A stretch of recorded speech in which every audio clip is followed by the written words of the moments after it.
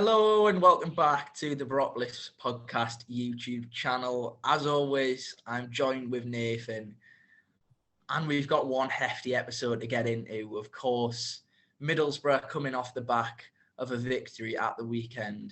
And just to add even more to that, we've had some shock transfer news towards the back end of the window. And of course, we've seen the window slam shut as well. So, an awful lot to get into, Nathan.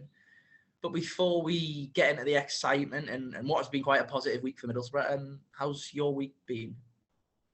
Yeah, I'm all okay, Chris. A pretty eventful week actually.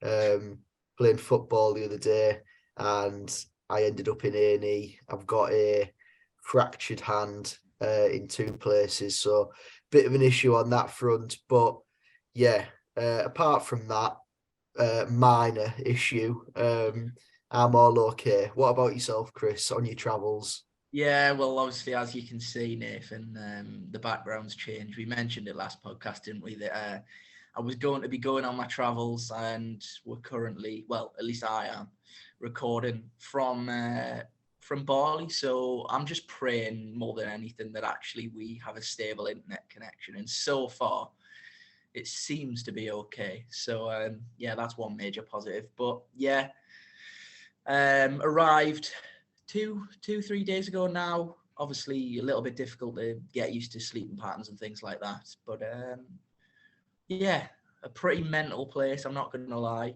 But also very beautiful, and the weather is just as crazy, to be honest. Sometimes it's like monsoon rain, and then the next minute it's like Barbados. So, yeah, I'll summarize it by saying it's just been a pretty crazy first few days. But luckily I haven't been injured like yourself. Do you want to show us your war wound, Nathan? My war wounds, yeah, I've got my hand in a cast. So yeah, double fracture of my left hand, which it's my weak hand, so that's all okay in that sense. But yeah, a bit of an interesting week for both of us on different fronts. But yeah, we'll get into the football, the main sort of subject topic of this podcast, and we start with the game on Saturday. Watford at home, a big result for Middlesbrough, off the back of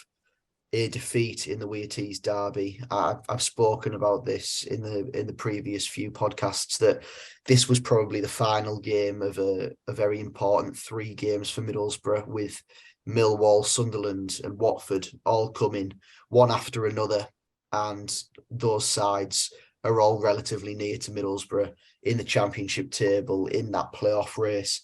So going into this one, I was hoping that Middlesbrough were going to bounce back, and they duly did. Going into the team selection, one enforced change with Dale Fry missing out because of suspension after being sent off at Sunderland.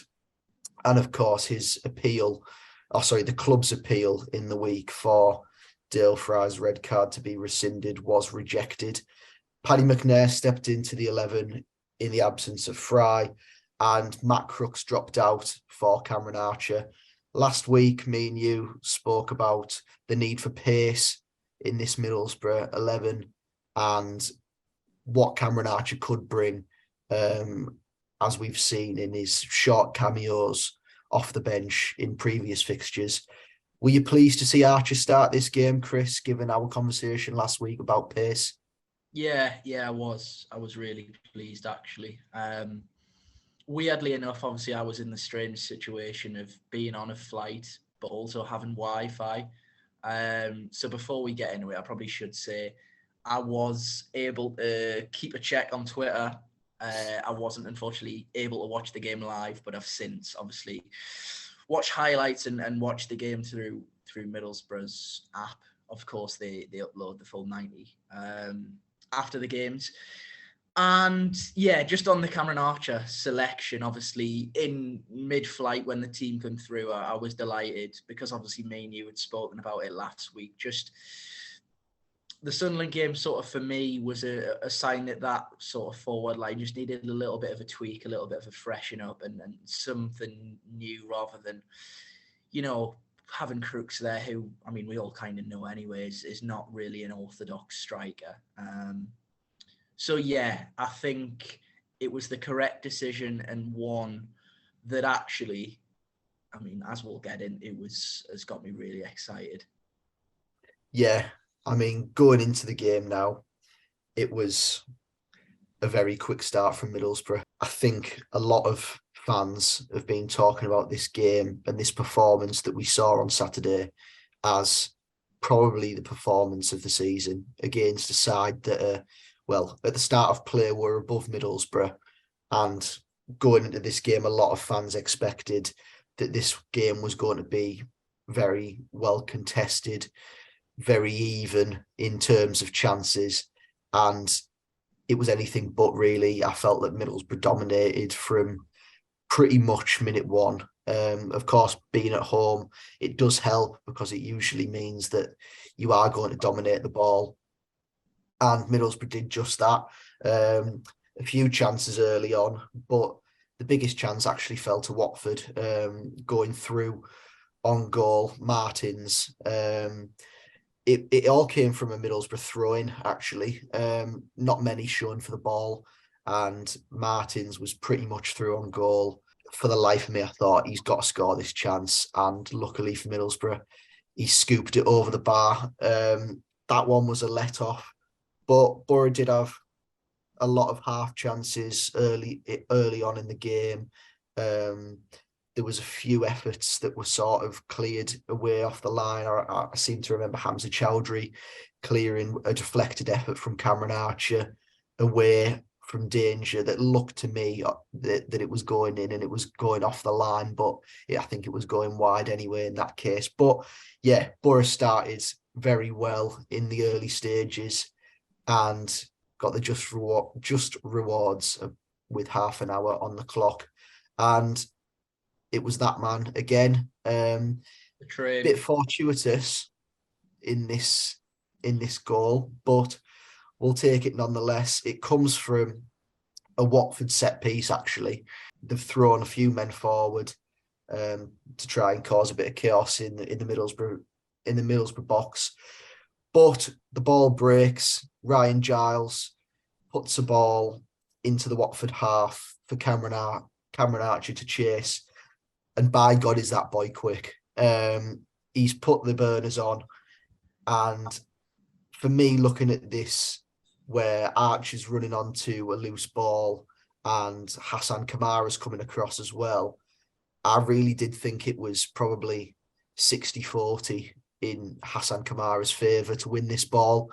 And Archer's beat him to it, nicked it, flicked it round him, and was through on goal. I thought, hopefully this is the chance that Cameron Archer gets off to a fantastic start in Middlesbrough colours. Okay, he's played a few cameos, but the first real chance that we've seen him, I think that he's going to score, and he's taken an incredibly poor touch, really, that's let the goalkeeper back in, Daniel Bachmann. Bachmann's dived at Archer's feet. The ball's got up in the air. Tuba's come flying through. He's tried to hit a side-footed finish into an empty net pretty much, and the ball's gone cannoning up into the air, and it's sort of like rolling towards him with a bit of backspin. And do you want to know what? He's done really well to direct this header on target with just the right amount of power to get it into that corner with Kamara on the line. It's a bit lucky, but on the balance of play in the early stages, I felt that Middlesbrough deserved it. What did you make of the goal, Chris? Yeah, like you say, I actually think Akpom deserves a lot of credit for the finish. And okay, yes, he's a little bit lucky with the initial sort of attempted volley, goes up in the air and almost arrives like a floated cross that he's given himself. I mean, we all know that Chuba's having a fantastic season, but I didn't think he'd be assisting himself like he did on Saturday. But yes, I actually think the way that he finishes it it's almost, he can't put the ball anywhere else apart from where he ends up putting the ball, because if he does head it anywhere else, as you say, I think Kamara clears it off the line. And the fact that he's directed it, and it really is, as I say, it's so in the corner that Kamara just can't recover. And it's quite clever as well in the fact that, he heads it almost against the direction of where the ball's spinning towards, I guess, when it comes down from his attempted volley. But yeah, it's a great finish. And actually, I know a lot of people were sort of laughing about it being a little bit scruffy. I think some people were mentioning Adam Forshaw's goal against Reading being the last of the most scruffy goals we've scored. But I'd like to... I mean, of course, I'm going to give Chuba credit, but I think he's made it look a lot easier than what it actually is. Yeah, I'd agree with you, Chris. But I think what needs to be talked about in this goal is just how quick Middlesbrough countered from a moment of Watford looking like they were putting a bit of pressure on Boro with a set piece. And I mean, within an instant, Boro up the other end of the pitch. And scoring. And I think a lot of that is down to Cameron Archer, his work to get onto the end of that loose ball, not letting Kamara have an easy ride and get into that ball, because he quite comfortably could have just jogged after that ball and sort of let Kamara pass it back to Bachmann. But he put him under pressure, won the ball ahead of him, and yeah, he made that chance for Middlesbrough, despite his poor touch that did let Bachmann back in. But yeah, Boro 1-0 up. It was probably just deserved, really. And soon after, Boro made it 2. This time, down the right-hand side. Some good work. Knocked it inside. Johnny Howson's on the ball. And a great ball through the lines. Just takes out Watford's centre-half and left-back. Marcus Forss gets the ball and drives inside. And for me, watching from where I sit in the West Stand, I kind of thought he should have shot earlier as he's got hold of this ball. It seemed like there was a big opening for that far corner, but Forss, quite cleverly really, almost tries to take it around Bachmann slightly, goes the long way around, fires it back across into the opposite corner, and Boro were 2 to the good. And really, it was just easy for Boro at times in that first half. I felt that we knocked the ball around pretty well. We were carving Watford open quite easily. Chuba was picking up pockets. McGree was picking up pockets. You had Force going out wide, Giles bombing on down the other side. We just looked dangerous, and with Howson and Hackney in there being able to play balls down the side, as Howson does in this instant, into Force, it was just easy for Boro to carve Watford open and to go in at the break 2-0. I did feel like the game was already done, really. Yeah, as you say. I mean, just touching on the goal again, I said about Chuba's goal being a better finish than what some people have given credit for. I think and it is interesting, obviously, when you're in a stadium, it's a totally different view of the game. And, I've got a question sort of about that a little bit later on. But from watching the goal, from watching the move, as you say, the pass from Howson is exquisite. It takes nigh on 4 players out of the game. But Marcus Force's ability to just calm himself down in front of goal and pick what he's going to do. He doesn't hesitate. He knows what he's going to try. And as you say, he almost takes it round at Bachmann. And again, we see that reverse finish. And, we've spoken about it a lot. And I don't want to keep on banging on about it. But obviously, Marcus Force is playing in a role he's not familiar with. He's obviously getting better and better as the games go by. But from speaking to Brentford fans, seeing what they have to say on Twitter, his main attribute has always been his finishing. And I think some Brentford fans even argued that actually at the time of when they had Ollie Watkins, Ben Rama, even Ivan Toney, that out of all of them, Marcus Forss was the best finisher. It was just his all-round game that perhaps wasn't up to the same levels as those other three. And he's just got that real knack and calmness rather, in front of goal, and he takes it so well. And then obviously he dishes out a phenomenal knee slide that you can only respect. And yeah, as you say, it was from last week and talking about Sunderland and not being fluid and not looking like the well-oiled machine we have done. It was polar opposites, really, wasn't it? We just looked so threatening every time we had the ball. Hackney and Housen, phenomenal in midfield at just being able to put us on the front foot and make quick decisions and quick passes that allows, the beauty of our sort of shape to work. Because as you say, Giles is able to bomb forward, McGree can pick up pockets, Force can either become an inverted forward or he can go to the byline and make crosses. And obviously Tuba's, a mix of Lionel Messi and Harry Kane at the moment. And then you've got the pace of Cameron Archer. And for the first time in a long time, and I saw people talking about this on Twitter today, actually, it's almost as frightening of a forward attacking performance from those four players in terms of not individually, but more so just as a collective unit.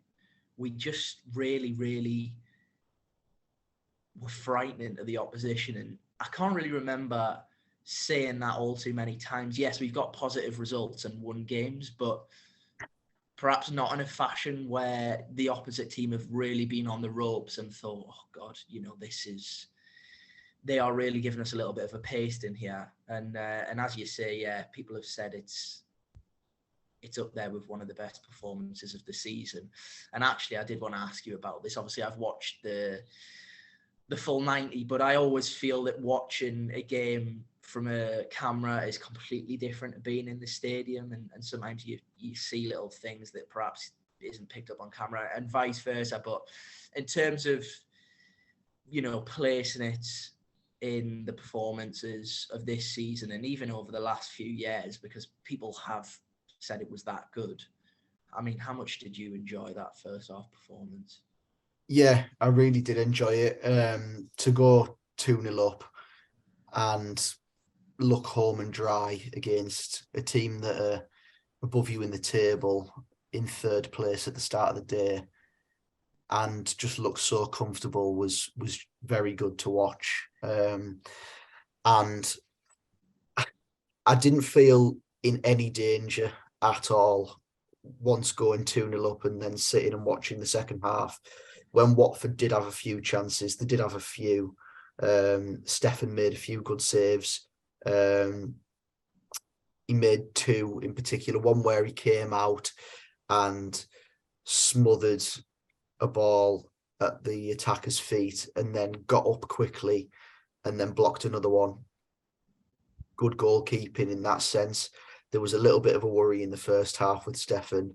That was the ball running across his goal, and instead of just getting rid in this one scenario, he did take a touch that possibly enticed Ismail Assar, who was galloping after him, probably enticed him in a little bit more than the fans would have liked.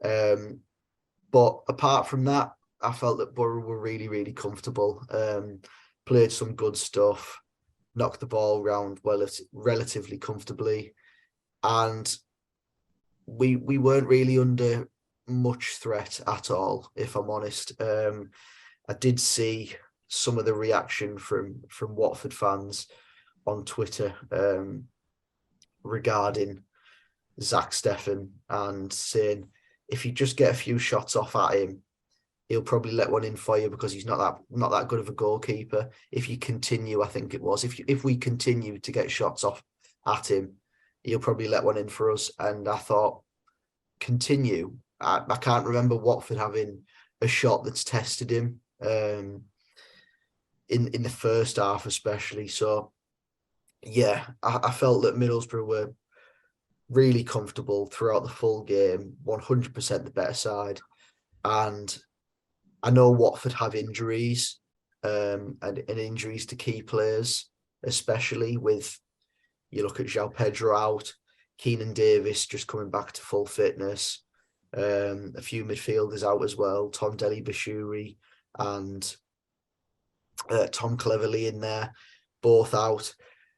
Hamza Chowdhury having to play at centre half on Saturday, which was very, very strange to see, considering he's a central midfielder, and the lad who deputised for him in midfield was a right back.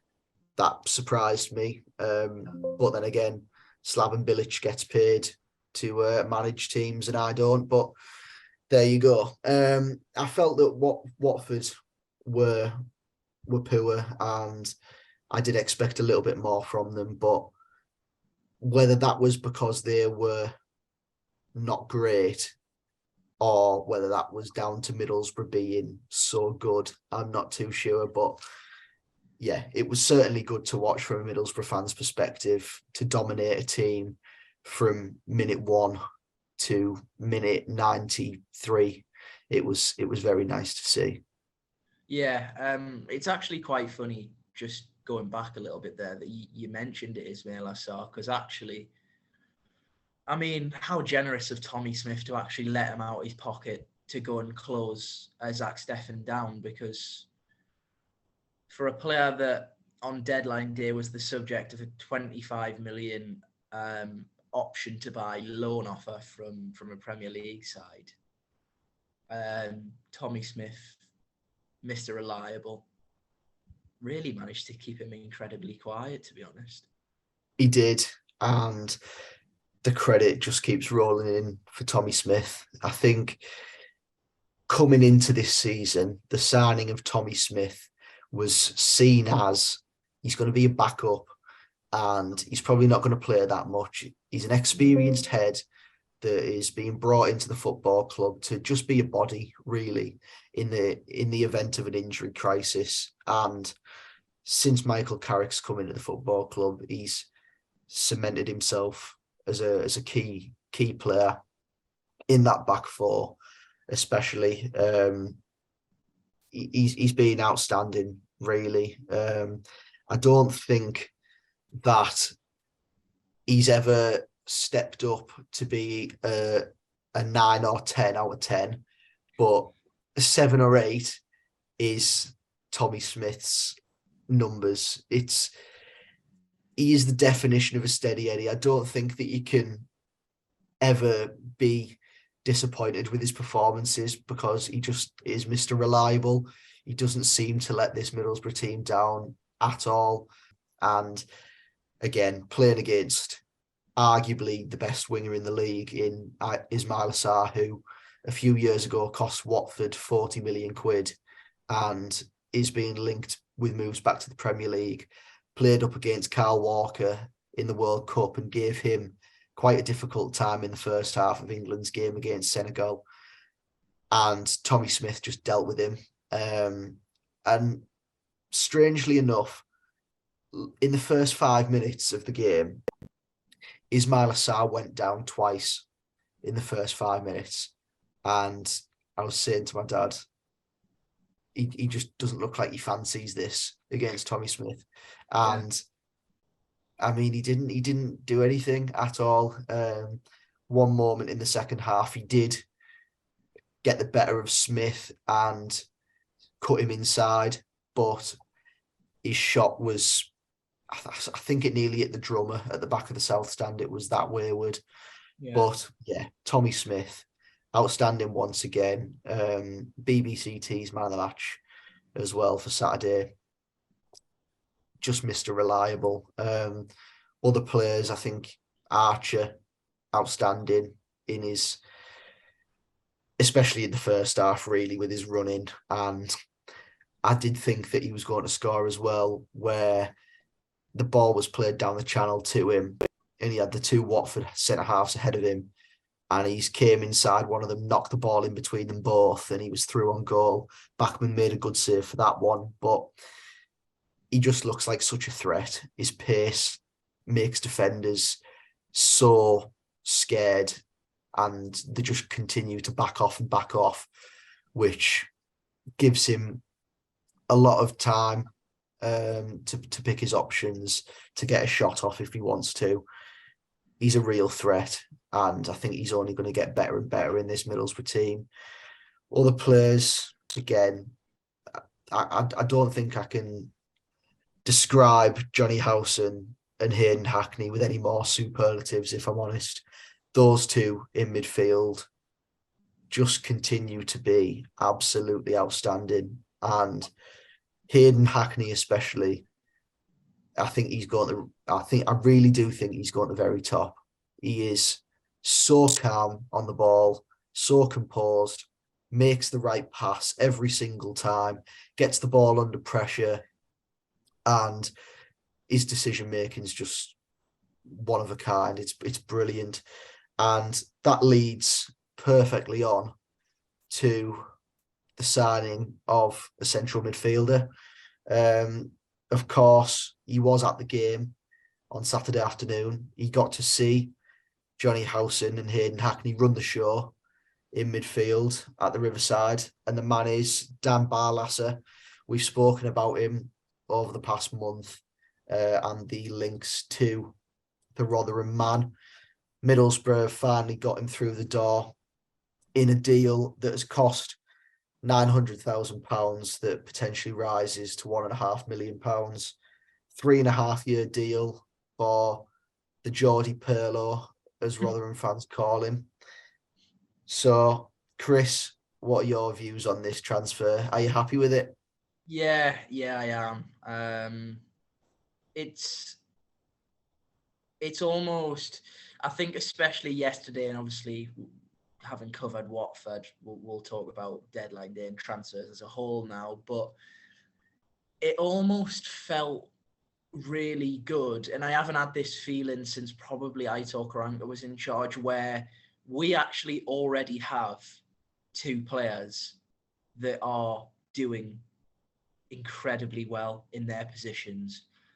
And yet we've added a player who a lot of clubs would also like into our squad just as an option. Because,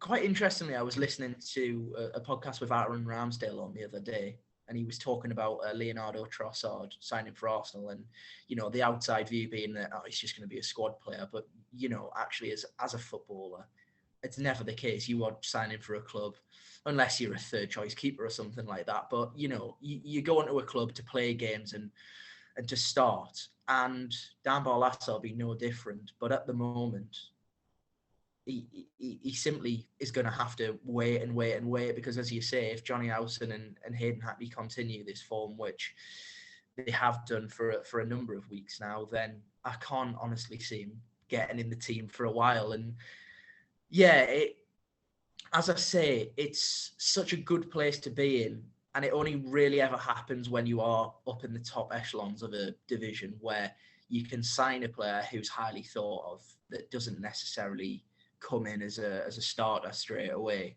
And the fee, again, 900,000 up front, rising to potentially 1.5 million. I think in a different scenario with Dan Barlasser having 3 or 4 years left on his contract, you're looking at probably 5 or 6 million to sign him from Rotherham. So, I mean, it's worked out ideally in that scenario. Even the smaller points of Dan Barlasser just wanting to come to Middlesbrough so much. He mentioned it in his interview. He's spoken to people that I know actually, and basically said that it was such a good opportunity to work with Michael Carrick and to move back to the northeast that he is literally so excited and can't wait to get started. And I think as a fan sometimes, you almost look at some signings, I think, particularly when you're a smaller club, I guess, in the Premier League, and think, well, they aren't a signing that's coming to this club because they want to play for Middlesbrough. They're just coming because we've paid the most money. But this is a real signing where Dan Barlaser won't have been short of options, but he really wanted to come and play for Michael Carrick and be a part of what we are building. So, yeah, absolutely chuffed with that. And, yeah, probably just as chuffed as Dan Barlaser himself, to be honest. Yeah, and I think just looking at the transfer itself, of course, we know that despite his performances still being up to scratch, Johnny Howson is coming towards the end of his career. We do know that. And I think that whilst we now have three options that are all outstanding options in the centre of midfield, I think that now it is pretty clear that Dan Barlaser has been brought into Middlesbrough Football Club to probably be the long-term successor to Johnny Howson in that role. But what I always do look out for when we do sign players is the previous club's reaction to them leaving. And I mean, I feel bad for Rotherham in a sense of we've taken Matt Crooks off them for £1 million, which was a snip. Yeah. And now we've taken Dan Barlaser from them for less than £1 million. Well, in this case, up front. And all the reaction seems to be positive. I haven't seen a negative reaction yet from a Rotherham fan. They just seem to have this view of Dan Barlaser that he's so down to earth, he's a fantastic guy, and not only that, but he's a fantastic player that's a Premier League player in waiting as well. I think that is exactly what you want to see for a player that is signing for your club, that they are a good player, good person, and that no one has got a bad word to say about him, really. And I think that we've brought in a player here that is just going to add to the squad. It's already a squad full of quality. And now we've picked up, as you say, Chris, a midfielder that probably every team in the Championship would have looked at as a midfield starter for their side. So to have Dan Barlaser in our ranks, it's fantastic. A really, really good signing. Moving on to deadline day, which of course was yesterday. At the point of filming, we are filming on Wednesday. Transfer deadline day was yesterday, but we did first hear news of possible movement from Middlesbrough on deadline day, actually on Monday, with quite surprising news at the time that Duncan Watmore was set to head to Millwall on a permanent deal. I think we all knew that Duncan Watmore was out of contract at the end of this current season. And with Duncan Watmore not playing every single game for Middlesbrough from now, under Michael Carrick, and being 28, which is probably a footballer's prime, he was probably looking to move on and secure his long-term future as well. And he's done just that with a move to Millwall. Chris, what was your initial feeling when you saw this link come up?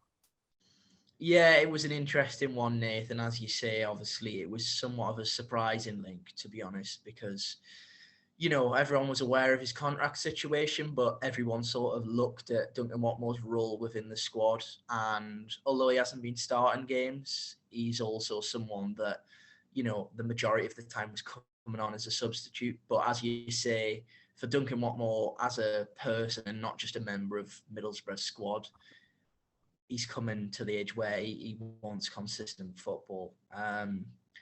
And it's one of those transfers where, I've got to be honest, I didn't really want it to happen. I think Duncan Watmore as a substitute quite ironically, actually, always performs better and always did perform better for Middlesbrough when he come on as an impact sub. And I don't mean that in a disrespectful way, because obviously he gave us great moments when he started games as well. But his pace and his enthusiasm were always a great thing to bring off the bench if they were necessary. And even when we were, winning games, bringing him on as someone that can press a back line is such a helpful tool. So, yeah, I was disappointed with the news, to be honest. But then you look at Duncan Watmore as a person and sort of, although Duncan Watmore's not on any social media, he's sort of featured in various Middlesbrough videos and Matt Crooks's diary in Portugal, and sort of got a gauge of what his character was like, and he just seems like a really, really lovely human. And obviously after everything that Neil Warnock said about him and the fact that his Middlesbrough career started with him on a 6-week trial that he just didn't even want to be paid for. He was just happy to come and prove himself. And it's testament to Duncan Watmore as a person.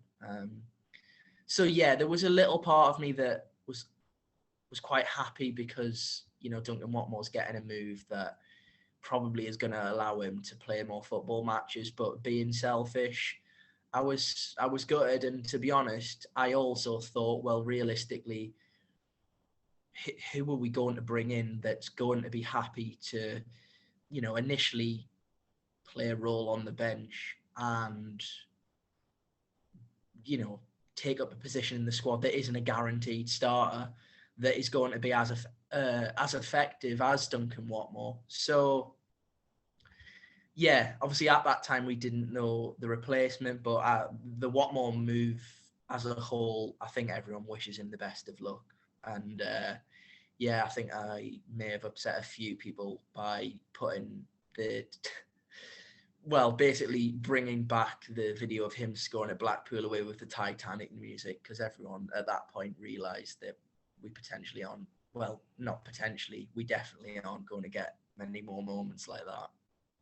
Yeah, and he was a player that did give us some fantastic moments as well.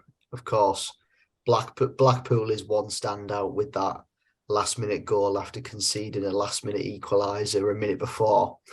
But the handball at Man United, Duncan Watmore plays basketball. That was a fantastic moment.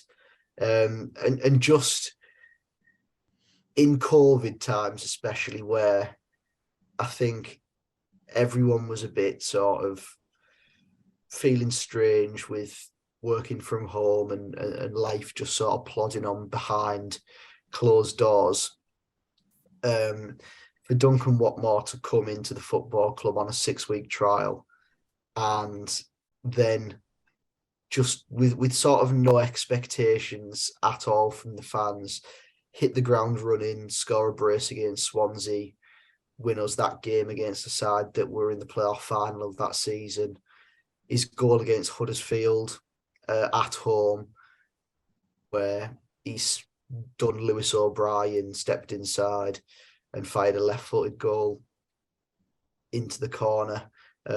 He won goal of the month for that, I think. Rightfully. And then of course his goals away at Huddersfield last year as well, where he's provided an unbelievable finish over Lee Nichols for the second goal in that game. So yeah, gutted to see Dunk go, in a sense of he's given us some fantastic moments, but I think it probably was the right time, and his farewell message was fantastic as well. Wish Duncan Watmore the best of luck at Millwall. Thank God that we don't have to play them again this season, in the regular season.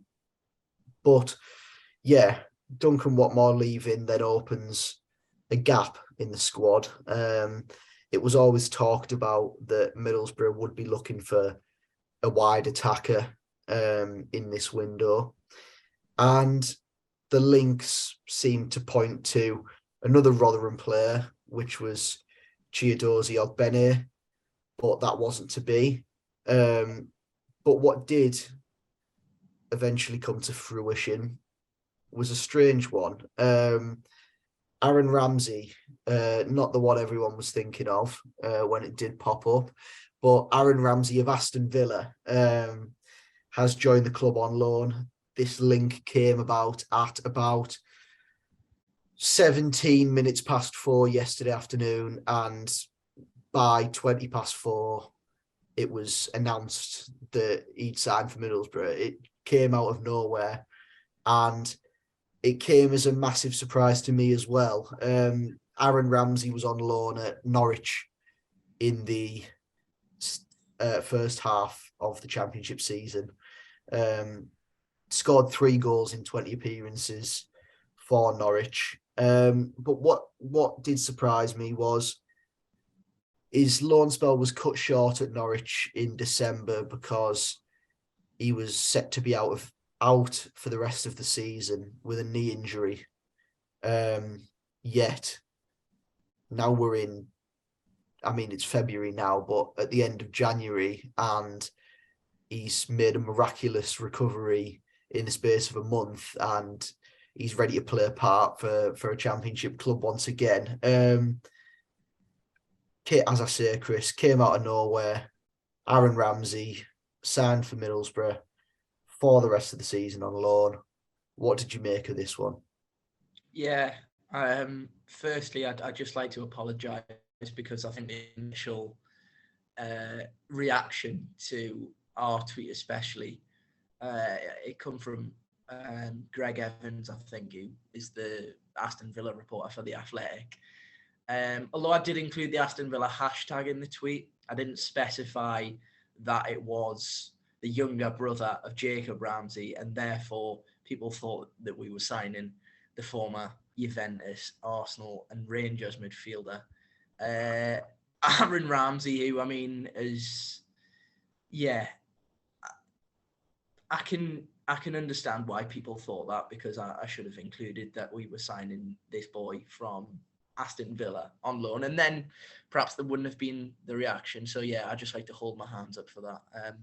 I did put a response there though, just to clarify. But yeah, apologies if you did think that we were signing Aaron Ramsey, who's probably on about, I don't even know how much money, but a wage that we could not afford.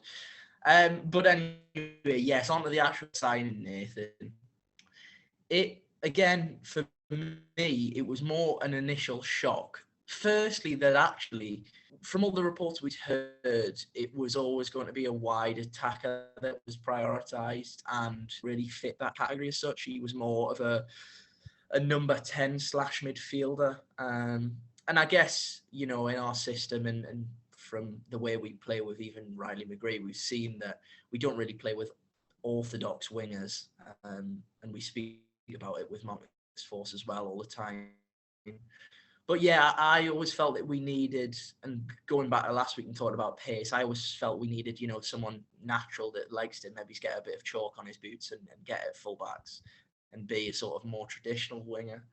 But yeah, and obviously, secondly, Nathan, I guess the fact that you touched on that Aaron Ramsey had left Norwich through injury, as opposed to just the loan being cut short because he wasn't playing games, was confusing, because I just, as you said again, really, I just assumed that he was now going to finish his season playing for Aston Villa's 23s, you know, and unfortunately for him, that was sort of just going to be it. But, you know, quite interestingly, obviously, we mention him quite a lot actually on this podcast, but Chris Reed from Talk Norwich City, the odd Norwich fan that I follow, a weird little connection between Middlesbrough and Norwich. But yeah, he often used to talk about pretty much how much he rated Aaron Ramsey and basically how well he was doing at Norwich before this injury. So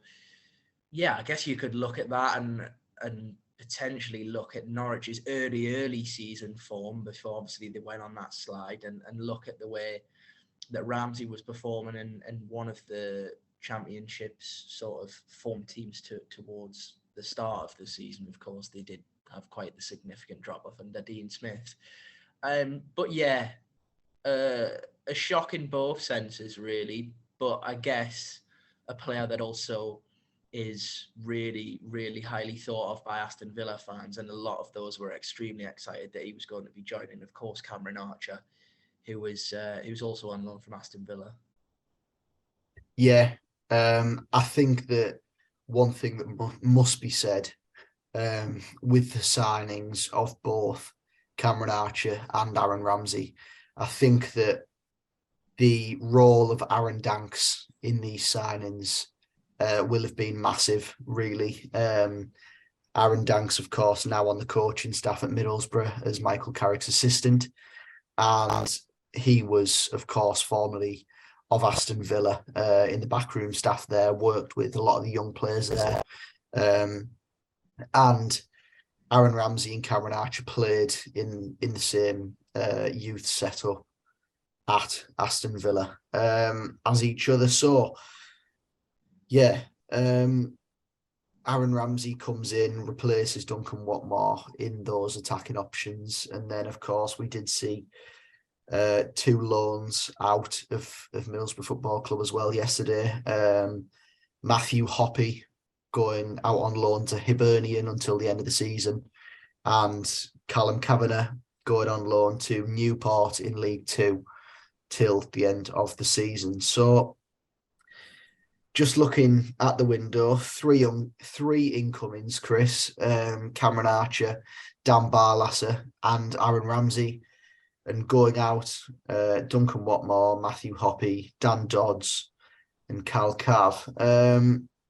What did you make of the window as a whole, Chris? Do you think Middlesbrough have strengthened their position and their squad compared to the start of the window?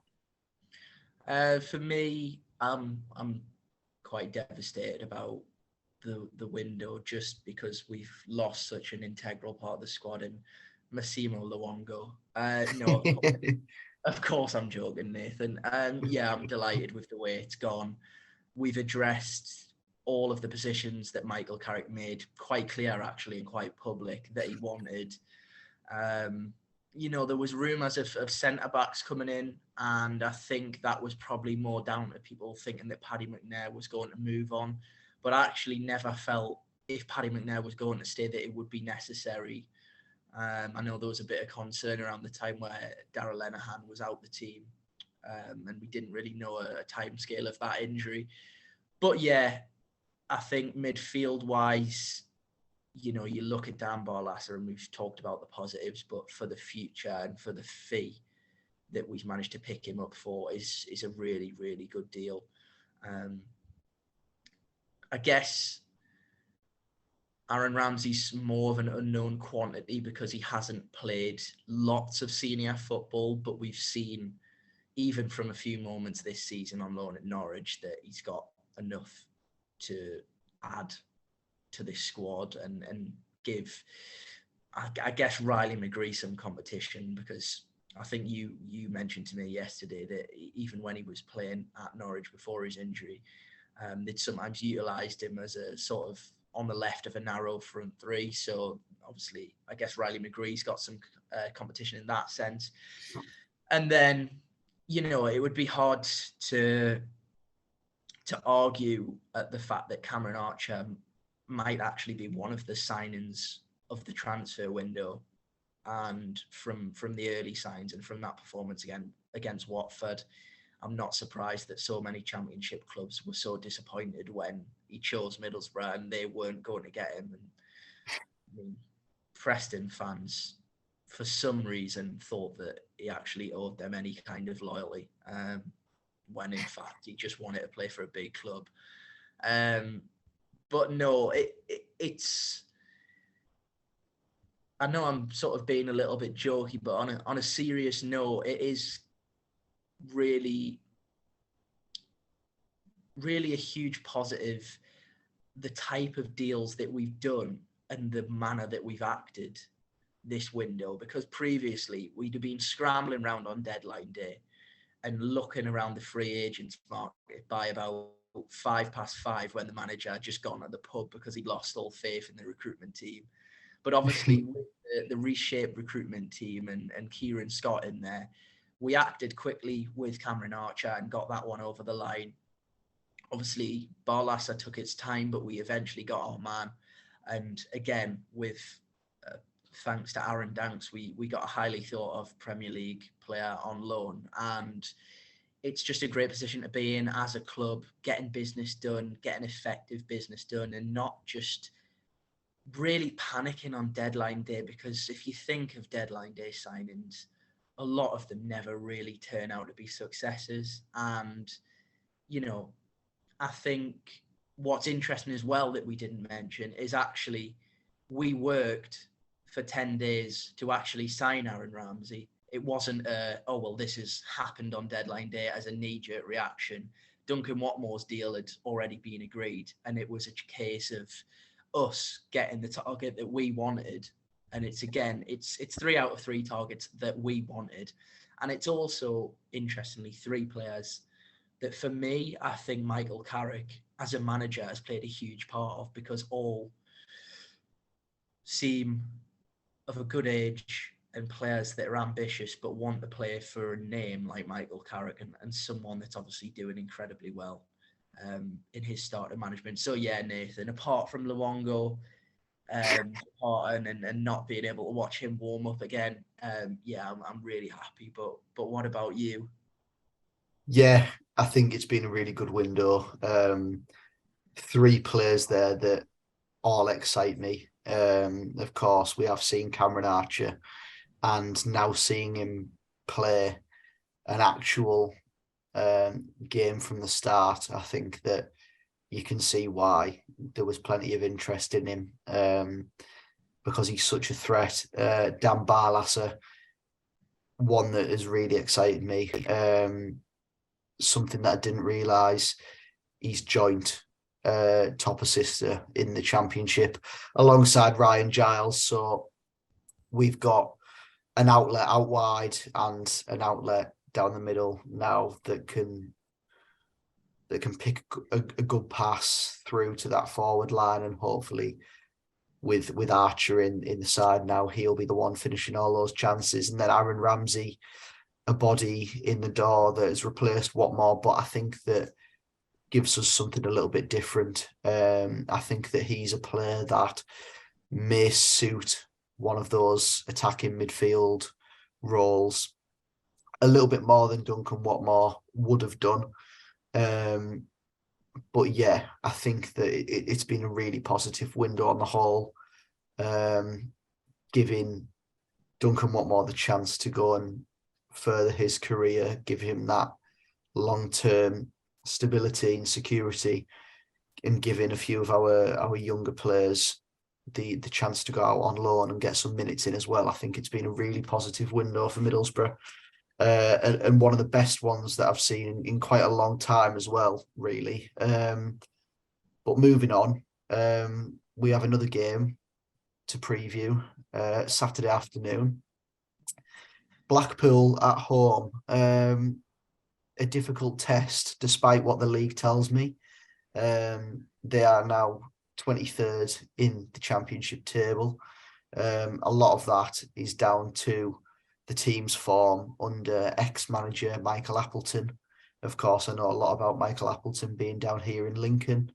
But yeah, the previous fixture with Blackpool, I thought it was going to be a really difficult game. At the time, we were down there with them in the table. Michael Carrick had just come in the door at Middlesbrough. I think it was his 3rd game in charge.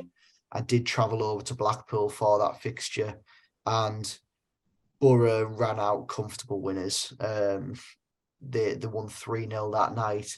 Goals from Isaiah Jones, Marcus Force and Chuba Akpom gave Boro 3 points at Bloomfield Road in November. They lost the last game in the FA Cup, Chris, although it was against a Premier League side. But I think the key takeaway from Blackpool is that it is their new manager's first league fixture. Their new manager is Mick McCarthy, an experienced Championship head, and a very tricky customer when it comes to playing against his sides. I remember playing against his Cardiff side in lockdown. We had Warnock as manager, and they came here to the Riverside with Sean Morrison, big sausage at centre half, Aidan Flint, the very, very rough and ready, direct sort of style. But at Blackpool, he has a few players that can provide a little bit of spark with Josh Bowler and Ian Paveda in that side. But as I say, his sides are usually a bit more direct, and I'm sure that they will be utilising Gary Medine up front, and they have just brought in Curtis Nelson, big hoofball. So I expect Blackpool to be a little bit more direct than we did see Watford and Sunderland play in our previous two. But I would expect in this game Middlesbrough to dominate the ball. Playing at home, I think the impetus is on us to go and win this game. As always, against sides that are coming away from home in the Championship, the usual theme is that they'll sit back in a low block, just try and hit on the break. And I think that that's what's to be expected from Blackpool. But going into this game, Chris, what are your initial feelings from this one? Do you think that it's a game that Middlesbrough should be going into with the impetus of winning the game comfortably? Or do you think it'll be a little bit more difficult than that? Yeah, I think obviously Middlesbrough should be going into the game thinking that it's a winnable game. I know in the words of Jonathan Woodgate, the table's lying. I'm not so sure that's the case. There is a reason down there. And as you say, it's a lot of that is heavily influenced by a previous manager. And we've seen, if you'd have played Nottingham Forest at the start of last season, as opposed to playing against them at the end of last season, it was a completely different outfit. And although I don't think that Blackpool are going to do anything like that, I do agree that Mick McCarthy will shore them up. He'll make them more difficult to beat. And even the signing of Curtis Nelson, listen, he's probably what Blackpool need in terms of someone that is literally going to head it and kick it. And yeah, that is not a bad thing at times. We saw that Cardiff side of Mick McCarthy's, but even going back further, we saw an Ipswich side of Mick McCarthy's that is built on the foundations of having two strong centre halves that are strong and resolute. I think it was Christoph Berra and Tommy Smith, I think it was, I want to say. And yeah, both of them, again, strong. Obviously, Luke Chambers was there for so long as well. Even Knudsen, who we used to be linked with every single transfer window, just solid defenders that pretty much were just told to rely on defending. And obviously Knudsen occasionally chucked one into the box with his long throw. But yeah, it'll be a complete different test, and it'll certainly be a more difficult test than the Blackpool that we played under Appleton. And yeah, it's a game at home again, and you've got to look at it and look at the way we're playing and be quite excited, really, because we should be out the blocks quickly and we should be going and thinking, well, we've just beat a Watford side that is okay. They had injury problems, but they've still got an awful lot of quality in their side. There's no reason why we can't go and perform just as well as we did against them. And if we do perform anywhere close, really, to that type of performance, I think we will. I think we win the game, to be honest. Yeah, I'd agree with you, Chris. I think if we continue in the same sort of ways that we have been so far under Michael Carrick, but especially off the back of that Watford performance, I think that we will run out winners of this game. Despite Blackpool being resolute, I would hope that Middlesbrough do have enough to win this game. I think that's us, Chris. I think we've covered everything. Covered Watford, covered transfers, both ins and outs, in chronological order as well, to give everyone a bit of consistency there. We've rated the transfer window, and we've previewed the visit of Blackpool on Saturday afternoon. So I think we are home and dry for another podcast. Yeah, I think it is, Nathan. It's been an enjoyable one again, hasn't it? A slightly different one, given that obviously our locations have both changed actually. But yeah, an okay Wi-Fi connection that we can work with. We've discovered that for the month ahead, and a positive result, and obviously some positive signings. So yeah, I'm pleased with how that's gone actually.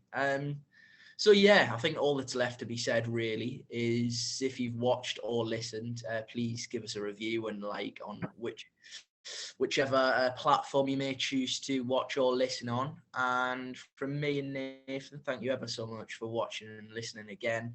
And of course, all the love and support during the transfer window. It always is obviously noted by the pair of us. But yes, that has been another episode of the Boropolis Podcast, and we will see you again next week.